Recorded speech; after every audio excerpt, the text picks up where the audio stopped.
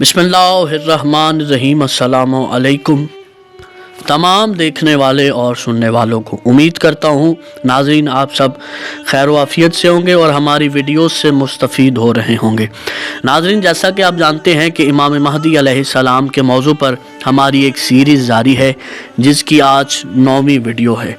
नाज़रीन आज की हमारी इस वीडियो का मौजू ये है कि इमाम महदी अलैहिस्सलाम के चौथे नायब कौन थे, उनका नाम क्या था, उनकी कुनियत क्या थी, उनके कितने अलकाबात थे और हुज्जत साहिबुल अम्र ने उन्हें किन किन शर्फ से नवाजा और इमाम अलैहिस्सलाम की नियाबत में कैसे आए। सारी बातों को जानने के लिए जुड़े रहिएगा आखिर तक हमारे साथ इस वीडियो में।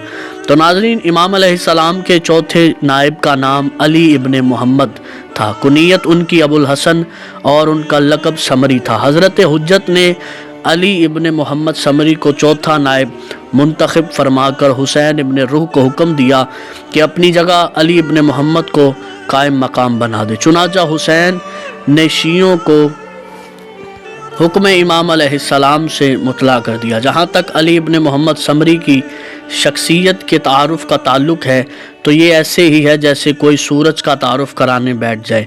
जहाँ तक कि अली के सिक़ा और जलीलुल क़द्र होने का ताल्लुक़ है तो इसके लिए इतना ही काफ़ी है कि हज़रत हुज्जत की निगाह इंतखाब ने इसे मुंतखब किया है। अलबत्ता अली की करामत में से एक करामत का तज़किरा किए देते हैं। बगदाद में शियों की एक जमात अली के पास बैठी हुई है। अली ने इन्ना लिल्लाहि व इन्ना इलैहि राजिऊन पढ़ा। बैठने वालों में से एक ने पूछा कि इस वक्त इन्ना लिल्लाह की तिलावत का मकसद क्या है। कहा अली इब्ने हुसैन इब्ने बाबोया कुम्मी शेख सदूक के वालिद का अभी अभी रे जो तेहरान के मुज़ाफ़ात में एक बस्ती है उसमें इंतकाल हुआ है। इनमें बैठने वालों में से बाज़ ने वो वक्त दिन और महीना नोट कर लिया।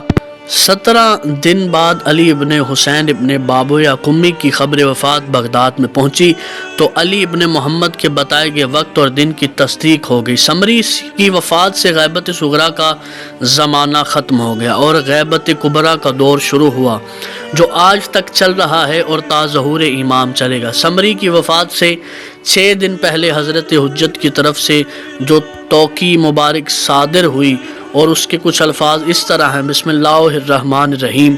ए अली इब्ने मोहम्मद समरी अल्लाह तेरे गम में तेरे भाइयों के अजर में इजाफ़ा फरमाए। आपकी ज़िंदगी 6 दिन रह गई है, अपने तमाम मामलात समेट लो।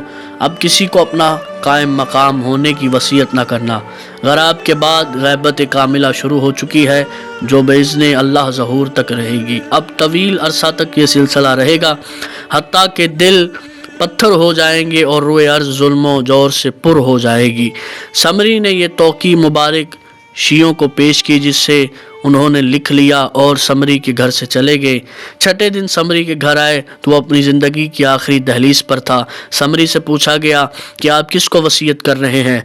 समरी ने कहा अब अल्लाह जैसे चाहेगा वैसा करेगा। ये आखिरी अल्फाज थे जो समरी ने अदा किए। इसके बाद उसकी रूह कफ से अंसरी से परवास कर गई। समरी की वफ़ात 329 हिजरी में हुई। तो नाज़रीन आज की हमारी गुफ्तगू यहीं पर तमाम होती है।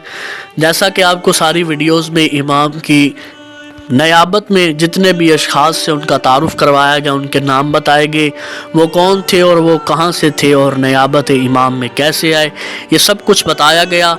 तो आप सबसे गुजारिश करूँगा इस वीडियो को लाइक कीजिएगा, आगे दोस्तों में शेयर कीजिएगा, चैनल को ज़रूर सब्सक्राइब कीजिएगा।